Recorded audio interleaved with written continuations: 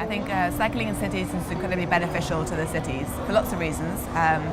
Environmental, the impact of reduced traffic and reduced pollution in the city, the time saved by relief congestion, the health of a population by both physically and mentally. Yeah, I think cycling in the cities is a fantastic thing to encourage, but I think it needs to be encouraged from every level and needs to be encouraged from governments and large organisations as well. And personal safety is by far the biggest problem. 79% of cyclists that are hit are going straight ahead and somebody else turns into them. That's what I wanted to tackle. So Blaze tackles the biggest cause of cyclist fatality, which is being caught in a blind spot or a driver turning across a bike that they can't see. And it does this by being a front light that you have to have by law, but it also has a laser and it projects the symbol of a bike just in front of you on the road. So the driver ahead of you can see you coming and they don't turn across your path. Peta Jakarta is a world-first collaboration between the Smart Infrastructure Facility of the University of Wollongong, BPBD DKI Jakarta, or the Jakarta Emergency Management Agency, and Twitter. And what the project does is bring social media users together to share information about flooding in Jakarta so that residents can help each other, but also so that the government, the emergency responders, can see that information in a transparent way, and that allows them to respond more quickly to flooding situations, whether that's to send relief, supplies, boats, etc. I think one of the most amazing things about the people in Jakarta is their generosity and willingness to share. The future of Peta Jakarta is to be, we hope, rolled out in other Indonesian cities as well as other cities in Southeast Asia so that we can address flooding, but also so that we can address issues of trash and crime and other urban issues that all of the cities of the 21st century face. Globally, there are over 4 million rag pickers. In India, there are about 1.5 million rag pickers. They also are the largest single group that's driving recycling. These are my customers. Our first job is to work with rag pickers and help build business models through which they can offer waste management services to waste generators. So the urban world has tons and tons and tons of waste. The city generates 5,000 tons of waste every day. Garbage Clinical Insurance is micro health insurance program which uses garbage as financial resources. So what we have done is make the community mobilize their own unused resources to become health fund and give it back to them as health access. Practically, we offer community to pay garbage as worth $1 every month, and then we process the garbage. Organic garbage we process to become fertilizer, and organic garbage we process to become recycled product, and then we get money and we give it back to become health access. Yeah, so actually the technology for HandUp is not very complicated. It's a website that lets you donate money through it. I'd say the best way to get something like HandUp off the ground in another country is to start with the organizations that are already serving the homeless community.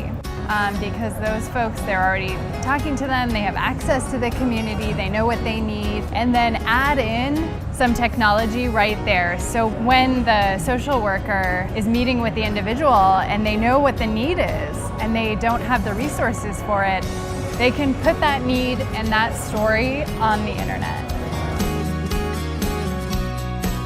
I'd like to call upon Suraj Gudka, who is the founder of Socotech. So one of the best ways that we found out to educate all the customers is when we have focus groups with a diverse mix of customers of different ages from different areas. And what we see is that the younger customers end up teaching the older customers, and the older customers even give the younger customers ideas. So that forum for them is to exchange ideas and to learn things from each other. And so we found out that that's one of the best ways to train because it doesn't cost us too much ourselves. And secondly, it also helps us create a bonding within our customers and from the customer and with Socotech as well.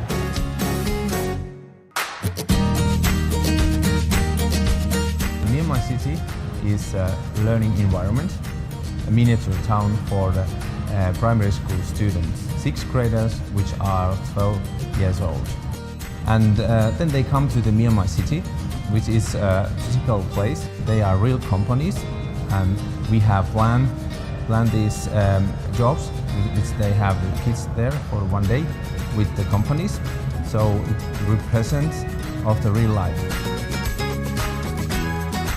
Reinventing Paris is an international call for projects on 23 Parisian sites. And we asked to urban innovators all around the world to reinvent those sites. And this time we wanted to let the people be really imaginative. So we didn't set any rules, and we just said to the people, okay, just imagine what you want. What came out is that a lot of people wanted to work, for example, about urban farming, urban agriculture, and a lot of people also, of course, about environmental concerns. I think the major impact of reinventing Paris is making innovation visible. And I think this new way of building the city can be extended in any other city in the world, because we own a lot of sites, but many cities in the world own land, so they are able to sell sites like we do in Paris. Billboard, the goal is to produce water from the humidity air, so the condition is weather with a lot of atmospheric humidity. First of all, you have to get a billboard, so you can produce this billboard having those dehumidifiers machines. Top at the bottom of the billboard, you build an hydroponic system. In this case, in Peru, we have seeds of leches. So the water that was captured from the humidity feed our seeds of leches. Finally, the leches grow, and we are harvesting those leches and giving all for free to the community. These individuals have actually tried and tested ideas in their home territories, and they've been able to exercise those wonderful innovations, make them come to life, and I think that's what Whatworks is about.